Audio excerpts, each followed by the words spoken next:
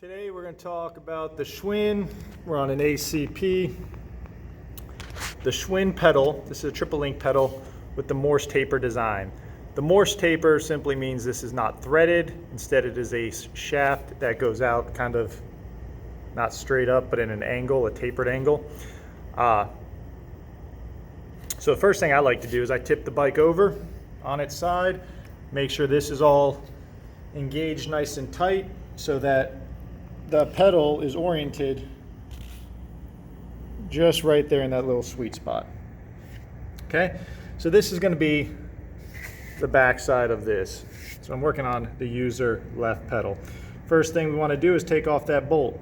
It's regular thread. I use an 8mm. Throw that in there. Put a little extension, make my life easier, and just untwist this.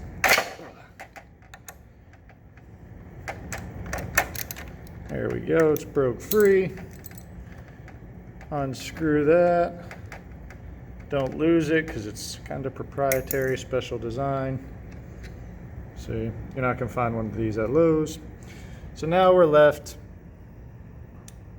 with this threaded design. And ideally that they want you to be able to use a pedal tool. This is a part tool, sorry, a crank arm tool. This is a CWP 7 by Part Tool. Just a different design. They have ones like this, but I have a handle on this side. So first thing you want to do, sorry I'm working one-handed, is recess. You always want to use this larger diameter. It comes with two sizes, large diameter and small diameter, which I took off. If you do the small diameter, it's going to thread itself in that hole, and that's not good. Same issue that you could have with when removing this crank arm. So I'm going to remove this. So just like when you're pulling a crank arm off, you recess that disc back into the tool and then thread this on all the way. If these threads are rusted out, you could have a problem of basically this tool, this outside layer, ripping out the threads, and then you got to move on to plan B. So have that in there. Put on a 15mm socket, I find easiest, or you could just put a wrench on here. I like sockets, especially 12-point if I have them. Extension.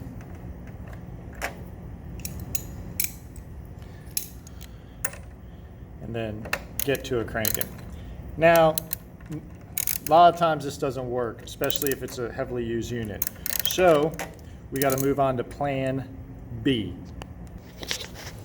All right, plan B involves using this here, basically air chisel shank. As you can see, I got it off Amazon by Chicago Pneumatic. Round diameter is 0.401. That's the important part because this will not thread into that. So step one, or plan B, is using this and a hammer. It's the cheapest. You may have to go from this to using an air chisel, which is basically just a pneumatic hammer, and that'll just beat down on this rapidly. But that's plan C. Either way, for plan B, C, and there's a plan D, you need to reinforce this crank. I use weight plates, a 4x4, and I finish off that little gap. I always keep a wedge in my toolbox for stuff like this. So just wedge it underneath there. That means when I strike on this part right here, it's not going to put any more torque or stress on the bottom bracket shaft. It's all being directed right here. All right, hopefully this video is going to show. Take my shaft, stick it right there. Take my small sledge. And you want to be careful. When you strike this, you might want to protect this with something, anything, so it doesn't crack. And just kind of start, you don't know, never know how much it's going to take. If you're wailing on this super hard, you got this well protected, you might have to go to air chisel. So we'll see.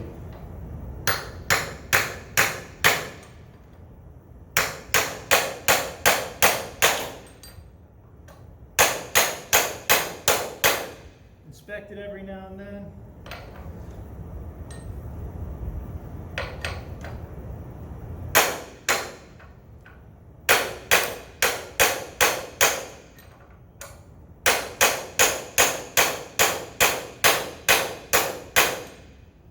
She's coming.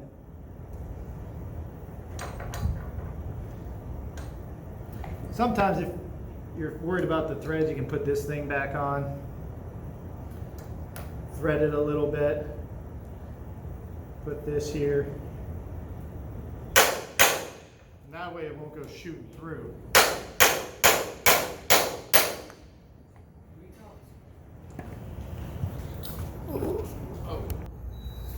So sometimes you can use put some PB penetrant in there, something to break up any rust, and eventually, I had to beat on this a little harder, but it will go through.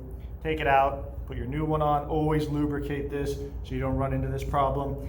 If the sledge doesn't work, go air chisel. If the air chisel doesn't work, your last shot, other than doing a crank arm removal, is a breaker. Now, replacing this crank arm is not a big deal because it's like, 20, 30 bucks. But this crank arm over here is 200, so you want to be thoughtful of that. So yeah.